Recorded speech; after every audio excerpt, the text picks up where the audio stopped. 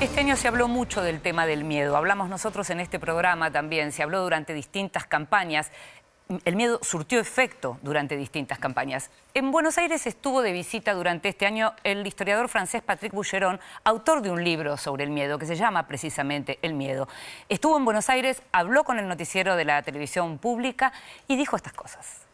Patrick, ¿fue el miedo en la política un recurso utilizado para manipular los votos? Especialmente en dos acontecimientos, las elecciones en España y el referéndum de Brexit. Oui, c'est ce qui nous inquiète le plus en Europe après le Brexit. Que les vannes s'ouvrent pour qu'un discours sur la peur, et en particulier la peur des autres, des immigrés, s'y engouffre. Et dès lors, on est bien obligé de revenir à cette histoire longue et un peu désespérante où les pouvoirs disent « ayez peur et nous ferons le reste ». ¿Cree que el Frente Nacional de Marine Le Pen en Francia va a profundizar este recurso del miedo como una herramienta política? Il l'a déjà fait depuis bien longtemps et il en tire aujourd'hui les bénéfices électoraux. Si bien qu'on pourrait se demander si ceux qui ne veulent pas d'une victoire de Marine Le Pen, et qui sont de moins en moins nombreux en France à ne pas la vouloir. Entonces, ¿es posible aislarse de ese sentimiento de miedo en una sociedad como la francesa, con dos atentados terroristas, los últimos por lo menos, que actúan como un factor de presión para que en el voto electoral ese miedo sea efectivo? Pour l'instant, très honnêtement, on ne voit pas la manière dont politiquement on peut se sortir de cette nasse, de ce piège. La seule manière d'espérer, c'est d'observer que les sociétés, dans leur manière, notamment dans la manière dont elles sont plus hospitalières que les dirigeants voudraient croire qu'elles sont. Oui, la seule manière, c'est d'espérer qu'à un moment, les dirigeants politiques cessent d'avoir peur de leur propre opinion publique parce qu'ils s'en font une idée qui est une idée beaucoup plus désespérante qu'elle ne l'est en vérité. Esto hizo aumentar las medidas de seguridad y de militarización en una sociedad como la francesa, cómo se vive de manera cotidiana, no solo a nivel social, sino también a nivel político. ¿Es una necesidad política? Et je dirais également au niveau émotionnel, au niveau de la manière dont je vis à Paris, effectivement, depuis plusieurs mois déjà, il y a une présence militaire continue à Paris, auquel mes enfants, par exemple, n'étaient pas habitués. Dire cela, ce n'est pas nécessairement en contester la nécessité, mais c'est admettre que les conséquences à long terme de cette transformation de l'espace public sont proprement incalculables. Les attentats, ou plus exactement les massacres du 13 novembre à Paris, sont un crime contre la jeunesse. Et là encore, je pense que le fait que la jeunesse ait assisté à l'échec de l'État à la protéger produit un désenchantement démocratique qui est très inquiétant. Depuis les attentats, il y a eu aussi un mouvement social avec, sur la place de la République à Paris, ce n'est pas seulement qu'un lieu où on pleure les morts, mais c'est aussi un lieu où on conteste le pouvoir.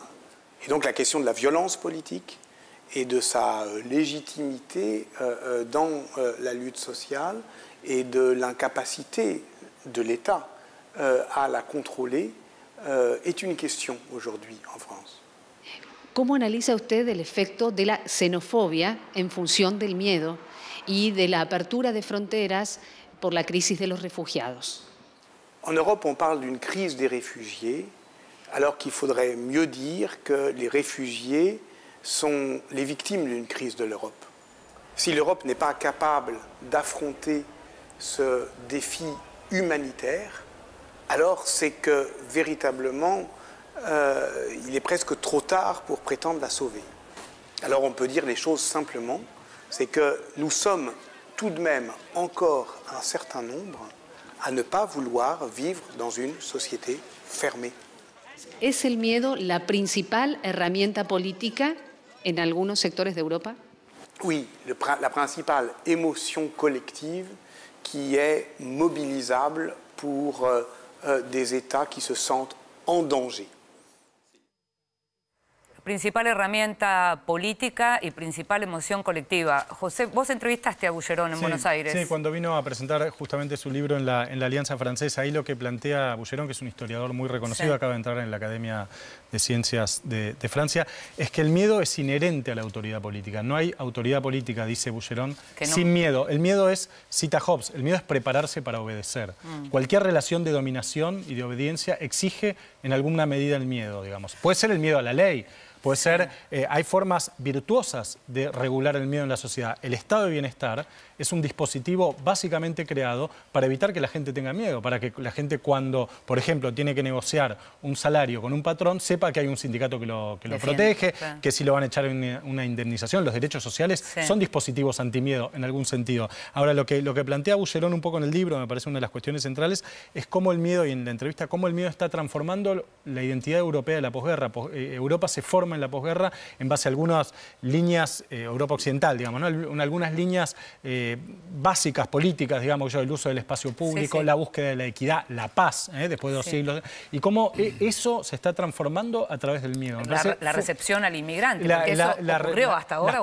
Las puertas abiertas, etc. Y hay un caso muy claro que cita Boucheron, que es muy interesante. Cuando se produce el atentado de Bataclan, Hollande, que es el presidente francés, muy mediocre en muchos sentidos, y muy débil, tiene una actitud muy valiente, que es ir a Bataclan cuando todavía la ciudad estaba en estado de sitio, cuando todavía había un riesgo cierto de que se produzca un segundo atentado, como llama la libanesa, ¿no? Producir un atentado y un segundo para ir contra la fuerza de seguridad. Hollande va, y el miedo de Hollande en ese momento es un miedo físicamente visible. Uno lo podía ver por la televisión y el hombre tenía miedo. Ahora, ¿qué tuvo que hacer él?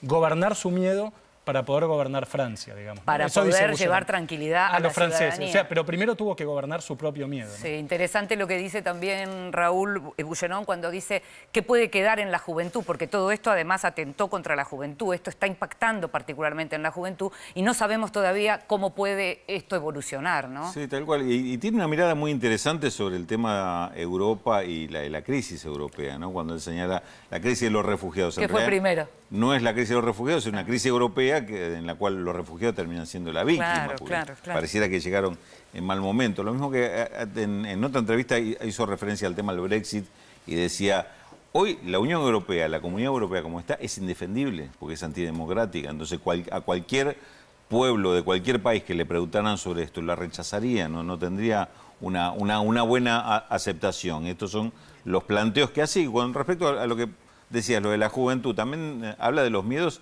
en diferentes momentos. Los miedos que él podía tener de joven no son los miedos que tienen hoy. Da el ejemplo, dice, cuando era joven le teníamos miedo al conflicto nuclear. Claro. Dice, hoy mi hijo no entendería eso, dice. Claro, van cambiando la sensación, pero este año efectivamente el miedo fue protagonista. Hoy el hijo tiene el miedo medioambiental, es decir, el miedo a que digamos, la catástrofe ecológica o algo por el estilo... Nos deje sin humanidad.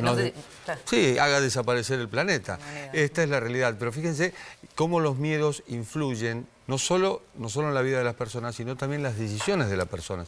Muchas veces, este año hemos tenido varias elecciones, hemos tenido varios referéndums, y en muchos casos, se votó por miedo al cambio. Es decir, se votó no o sí en algún caso, pero en la mayoría de los casos cuando se votó no, se votó por miedo al cambio. Hoy prevalece más la expectativa o el miedo a perder el empleo que la expectativa de conseguir empleo. Y esta es una realidad, es el miedo que bien lo aglomera todo y que es volver un poco a Maquiavelo. Maquiavelo lo que decía es que la república en sí misma está formada por el miedo de las élites al gobierno y a partir de ese miedo nace el respeto. Es un poco también lo que decía José sobre Hobbes, es decir, estamos volviendo en cierto modo, aunque dice en la entrevista que la historia no se repite, puede ser parecida, pero no se repite. No sabemos todavía cuánto miedo más vamos a ser capaces de absorber. Nos estamos yendo a la última pausa.